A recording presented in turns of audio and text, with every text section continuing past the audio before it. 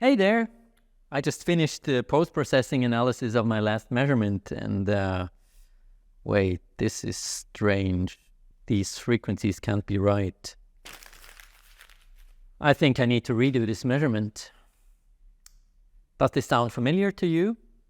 Well, there are several reasons why results might not turn out as expected, but at least we should be able to rule out setup or configuration errors. In this video, I want to focus on the selection of the sample rate. You've probably faced this dilemma before. If you always go as fast as possible, you end up with gigantic files that take forever to load and process in your post-processing tool. But if you choose a too slow speed, you risk missing out on some signal content, and worse yet, you might end up with completely inaccurate readings. But why does this happen? Let's have a look on some examples. Here we have a simple 100 Hz sine wave and a sample rate of 1 kilosample per second. Like this, we are capturing 10 data points for every period of the signal. When I digitize and store all these values and then reopen and plot them, I get a graph that closely matches my original signal. Now, if I try the same with a 900 Hz sine wave and the same 1 kilosample per second sample rate, I'm still digitizing the same number of values as before.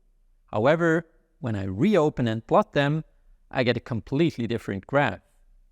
This signal has nothing to do with the original one, so what went wrong? The Nyquist-Shannon theorem states that the sample rate must be at least twice as fast as the highest frequency in the signal you want to digitize. This is crucial. In our second example, we overlooked this principle. However, keep in mind that this factor of 2 is quite theoretical, as your signals won't look very nice if you stick to it, as we see here. It's better to aim for a factor of 5, or even better, a factor of 10 or more, as you can see. But as I mentioned earlier, sampling too quickly generates unnecessary data without adding any real value. The so-called anti-aliasing filter usually ensures in a data acquisition system that any signal content above half the sampling rate is sufficiently suppressed. This way, you can be sure that what you capture is real and free from aliasing. You might miss some of your signal content, but what you see is at least correct. However, be cautious.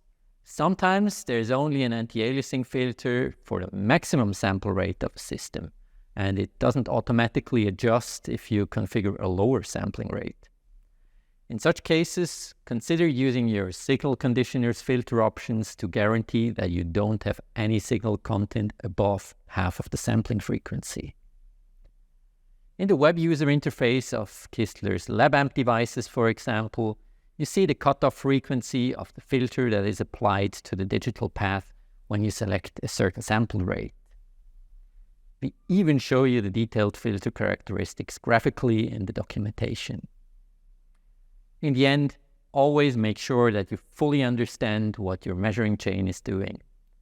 Once aliases creep into your data, no post-processing tool in the world can differentiate between an alias and the real signal anymore.